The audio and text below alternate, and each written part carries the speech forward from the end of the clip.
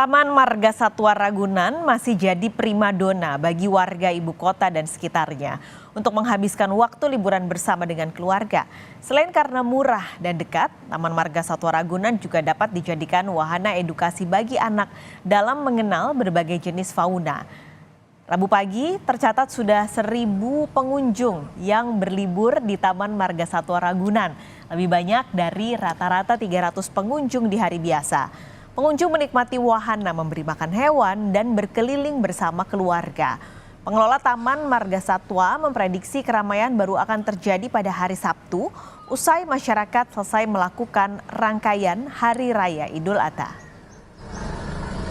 Untuk mengetahui kondisi di Ragunan, kita akan langsung bergabung dengan jurnalis Kompas TV Dipo Nurbahagia di Kebun Binatang Ragunan, Jakarta.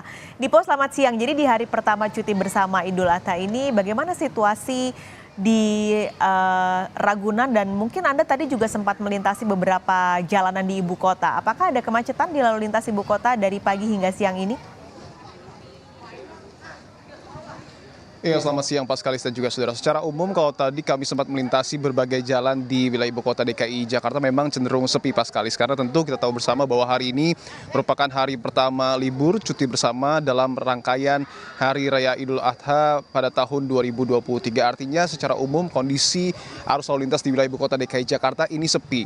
Bahkan kalau dapat coba kami rangkum gitu ya, biasanya kami berangkat dari Palmerah menuju Ragunan itu bisa memakan waktu kurang lebih 45 menit hingga 1 jam gitu. Tetapi tadi kami melintasi dari kawasan Palmerah, kemudian juga Gatot Subroto, Antasari hingga sampai ke Taman Marga Satwa Ragunan yang berlokasi di Jakarta Selatan ini hanya membutuhkan waktu kurang lebih 30 menit. Artinya cukup singkat waktu perjalanan kami dari kawasan Palmerah untuk menuju ke Taman Marga Satwa Ragunan yang menandakan sekali lagi bahwa secara umum lalu lintas di ibu kota ini dapat dikatakan sepi. Nah, lantas bagaimana kemudian kondisinya dengan pengunjung di Taman Marga Satwa Ragunan? Tadi pada saat kami tiba di Taman Marga Satwa Ragunan, secara kasat mata memang terlihat tidak terlalu ramai.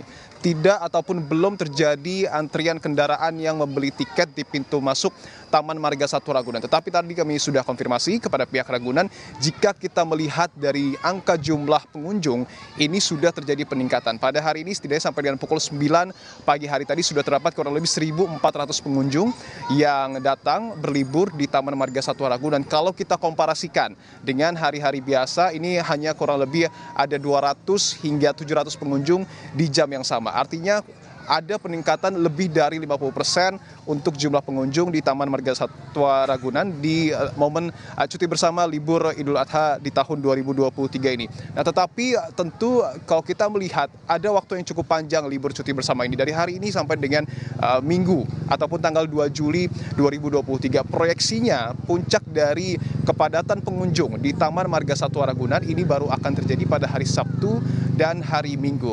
Kenapa hal tersebut bisa terjadi? Karena kita tahu pada hari ini masyarakat masih melakukan ibadah pada pagi hari tadi, sholat id begitu ya, tentu biasanya dilanjutkan dengan berkunjung ke rumah saudara. Begitupun halnya dengan esok hari, ada kemungkinan bahwa setelah sholat id masyarakat juga akan berkunjung ke rumah saudara. Pada hari Jumat juga kemungkinan besar akan terpotong sholat Jumat. Nah, hari Sabtu dan hari Minggu ini yang paling potensial dan lebih lenggang begitu ya untuk digunakan para masyarakat berlibur di Taman Marga Satwa Ragunan. Artinya sebenarnya kalau kita lihat hari ini sampai dengan hari Jumat ini, sebenarnya kalau saya pribadi lebih memilih untuk berlibur pada hari ini sampai dengan hari Jumat karena dapat dengan maksimal, dapat dengan saat menikmati Taman Marga Satwa Ragunan, tidak terlalu ramai, tempatnya juga teduh. Artinya kita juga bersama dengan sanak keluarga ini bisa sedikit leluasa karena pada hari Sabtu dan Minggu nanti tentu akan lebih ramai kondisinya.